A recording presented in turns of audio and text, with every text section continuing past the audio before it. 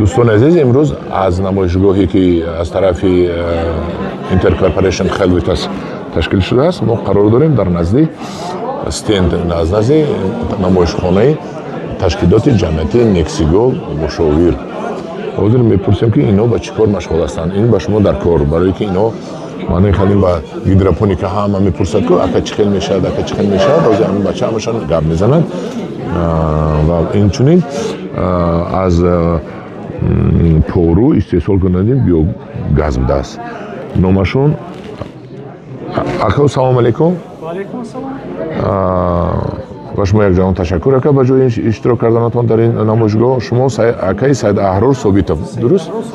نماینده تشکیلات مشورتی کشاورزی نکسیگو مشاور شرکت شما به چی کار مشغول است؟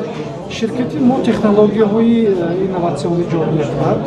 یکی از تکنولوژی‌های ما این تجهیزات استحصال بیوگاز میباشد. یعنی از پوروی آب استحصال بیوگاز و بیونوری ارگانیکی. بالاتر بود.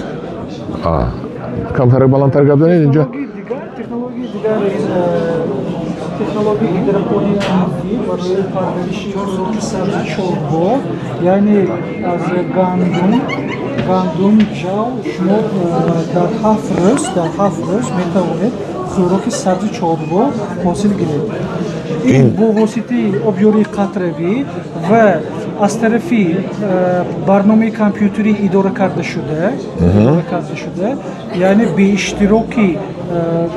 به اشتراک دهقان یعنی استحصالات خوب میرود شما این رو میفروشید میونه تیار کرده؟ ما این در دایره لایحه با شریکان نصب کرده میدهیم ما بهره گیرنده ها داریم در تمام جمهوری تاجیکستان و این یک تکنولوژی بهترین با همه کنه نمیکنید به همه نمیکنید ما انتخاب میکنیم یعنی که با شریکان انتخاب میکنیم کریتریا ها داریم یعنی که خواجگی از طرفی زن اداره کرده شدنش در کار است یعنی که یک چند کریتریا ها داریم برای انتخاب کردن بهره گیرنده این گرانت این سهم خودرو هم شما از طرف شما هم سهم گذاشته میشد بهره گیرنده از طرف تشکیلات هم همچون کمک میکنه کمک میکنه یک قسم پولش رو کمک میکنه فهمیدم اکنون این درباره بیوگازتون گپ بزنید این مدل خودترین تجهیزات استحصال بیوگاز یعنی که اگر شما 2 یا 3 گاو داشته باشید از پوری گاوی داشتگیتون شما گاز استحصال کرده میتونید یعنی که مدل خودترین 3.5 ساعت گاز به شما میدهد 3.5 ساعت؟ 3.5 ساعت چند کیلو پورو؟ با 45 کیلوگرم از 35 تا 45 کیلوگرم پورو شما یعنی که 3.5 ساعت گاز گرفته میتونید 3.5 ساعت این 1.5 کوب گازی متان یعنی که تدین میباشد ببوی و نه تنها گاز شما میتونید با استفاده این تجهیزات بیونوری ارگانیکی استحصال کنید اینجا پورو اینجا داخل میشود اینجا گاز میشود با ریاکتور وارد شده گازش این طرف میره استحصال شده باشگونه وارد میشود و پوروش اینجا میبروید میخته شده پورو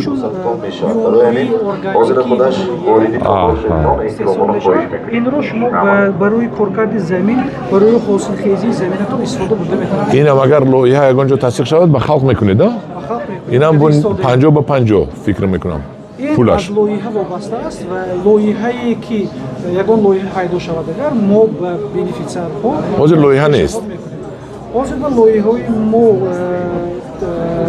یعنی که در شده ایستاده است ما با بهره گیرندگان کار برده ایستاده ایم تو حاضر از این تجهیزات ما 60 دانه تجهیزات در تمام جمهوری وارد کردید راست بده تلفنتون رو من اینجا گپ زنم تلفنتون 92 623 2 057 درست اگر که درست 92 623 2057. اگر که شما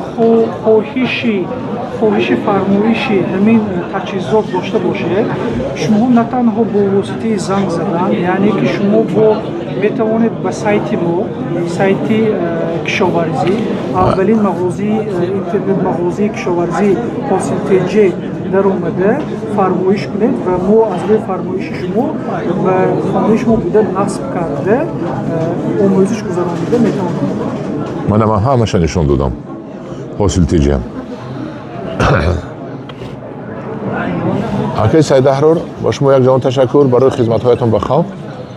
فکر میکنم آدم‌ها با شما بسیار حالی مراجعت میکنن. اویدی هم بیوگاز و اویدی هم خوجک‌های عمودی. در پناه خدا باشد. خدا بخیر.